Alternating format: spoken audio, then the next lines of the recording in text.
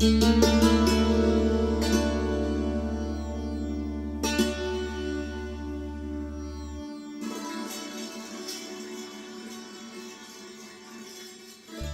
के महान संत, विचारक, लेखक और स्वतंत्रता संग्राम सेनानी विनोबा भावे ने 1938 में महाराष्ट्र के वर्धा जिले में पवनार आश्रम की स्थापना की थी। छोटे से टीले पर स्थित यह आश्रम जागृत स्थान माना जाता है। यहाँ खोदते समय जमीन से 32 मूर्तियां निकली, जिनमें जैन, बौद्ध और वैष्णव मूर्तियां हैं।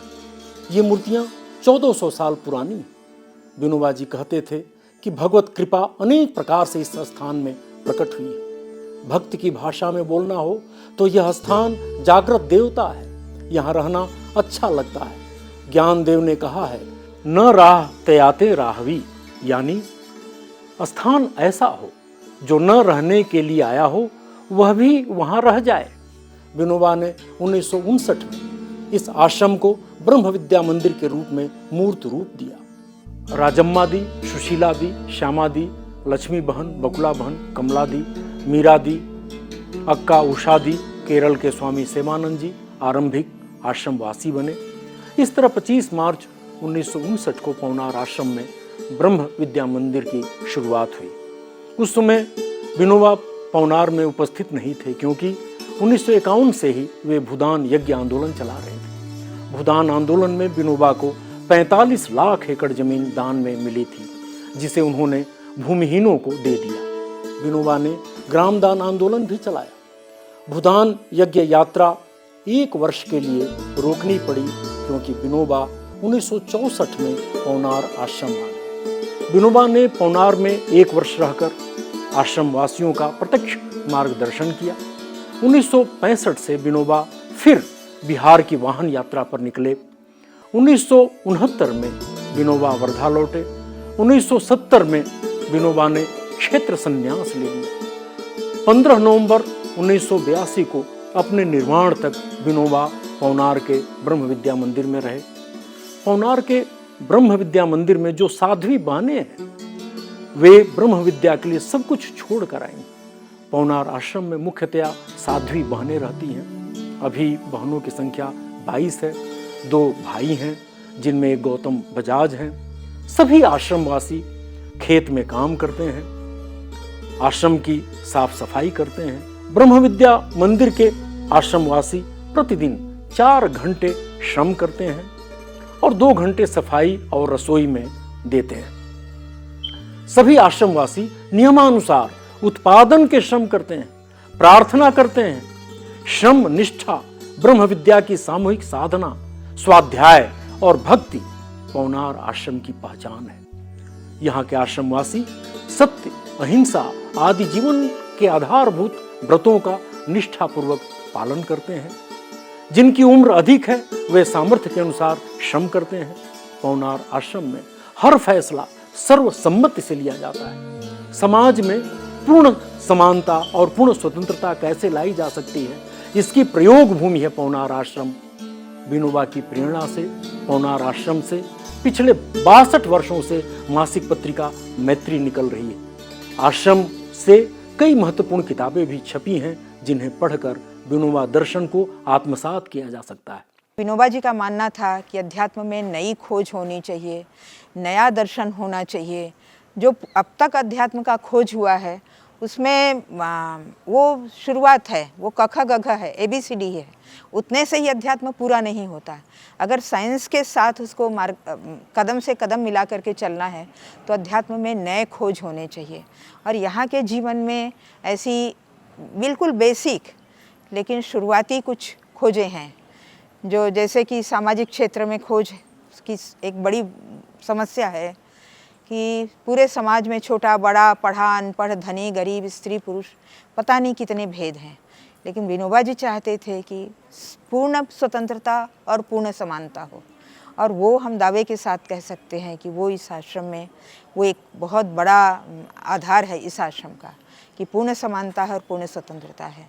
दूसरी चीज़ समाज में एक बहुत बड़ी है कि कुछ लोग खाली दिमाग से काम करते हैं और कुछ खाली शरीर से काम करते हैं।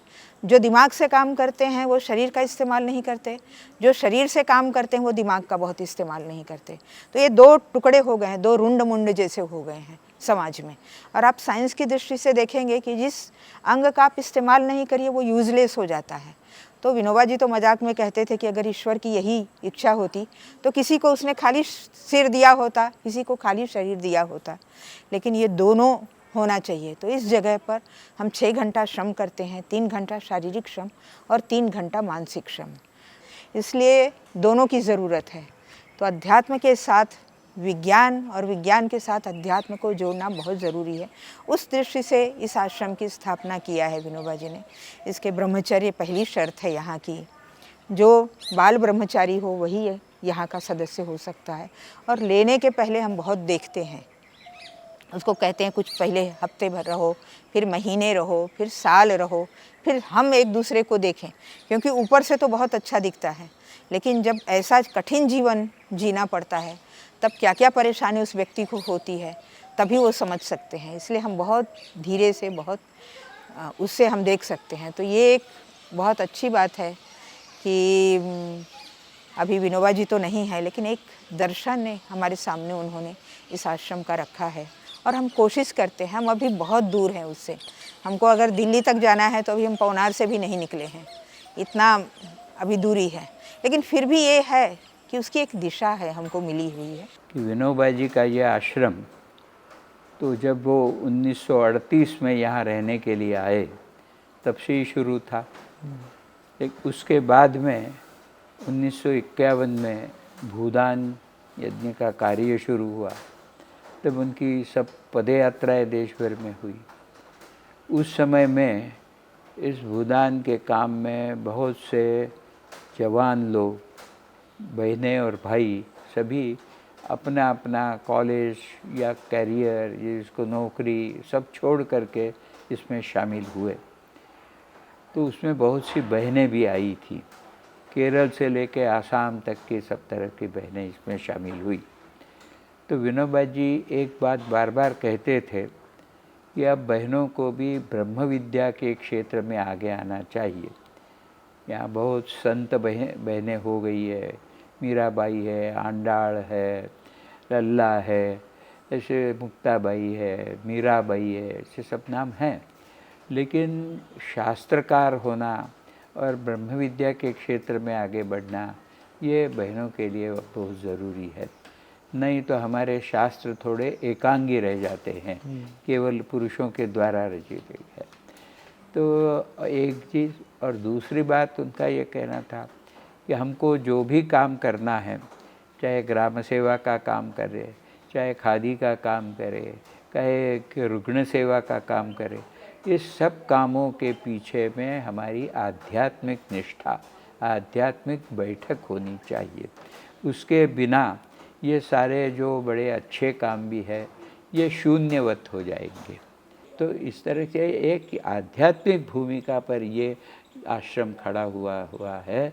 और स्त्रियों की आध्यात्मिक शक्ति, मन की आत्मशक्ति कैसे बढ़े, इसके यहाँ पर विचार किया जाता है। केवल सुविधा बढ़ गई, कोई बहुत कुछ, इससे स्त्रियों का कुछ उद्धार नहीं होगा। दिनचर्या में एक चीज़ को रखा है जी। जैसे बहुत टाइट होती है ऐसी नहीं है, ये दिनचर्या भी है और मुक्तता भी है। क्या बात। इसमें मुख्यतः ये माना गया है कि ब्रह्मचारी सब लोग हैं, इनको क्या ज़्यादा लगता है, तो 4 घंटे उत्पादक श्रम के होने चाहिए, क्योंकि हमने उत्पादक श्रम को छोड़ दिया है। और ये गांधी और विनोबा विचार का एक बहुत बड़ा आधार है कि उत्पादक श्रम होना चाहिए। आज हम सब जो है, समाज जो है, अधिकतर जो अपने को लिखा पढ़ा ऊपर से, ये सब भोगने वाले हो गए हैं, तो उत्पादन वाले नहीं रहे। और एक ऐसा हिस्सा हो गया है समाज का कि जो उत्पादन करे, और एक हिस्सा है वो केवल उसका उपभोग करे। ये टुकड़े जो है ये नहीं होने चाहिए। तो यहाँ MA, AA, PhD सीखे हुए सब बहने भाई लोग, वो सब के सब जो है खेती में काम करते हैं, सफाई में काम करते हैं, रसोई में काम करते हैं। जिसको जितनी शक्ति है उतना वो काम करे। और जिसकी जितनी ज़रूरत है उसको पूरी होनी चाहिए, ये यहाँ का तत्व रहा हुआ है। तो इसलिए यहाँ 4 घंटे श्रम हो और 2 घंटे ये जो है हमारे घर के काम वगैरह, रसोई पानी सफाई ये हो, इतना ध्यान रखा जाता है। और प्रार्थना के समय जो है वो निश्चित है, बाकी का समय लोग अपना अपना कामों के अनुसार एडजस्ट कर लेते हैं। वो मुक्त भी है और युक्त भी है। विनोबा ने पवनार आश्रम के रास्तों को परमार्थिक नाम दिए, जैसे ध्यान पथ, त्याग पथ, ज्ञान पथ, साम्य पथ, कर्म पथ, प्रज्ञा पथ, भक्ति पथ, शुद्धि पथ। आप कहाँ जा रहे हैं? ध्यान पथ पर। कहाँ काम कर रहे हैं? त्याग पथ पर। साध्वी बहनों के तप त्याग के कारण धाम नदी के किनारे स्थित ब्रह्म विद्या मंदिर आज सचमुच परम धाम बन गया है।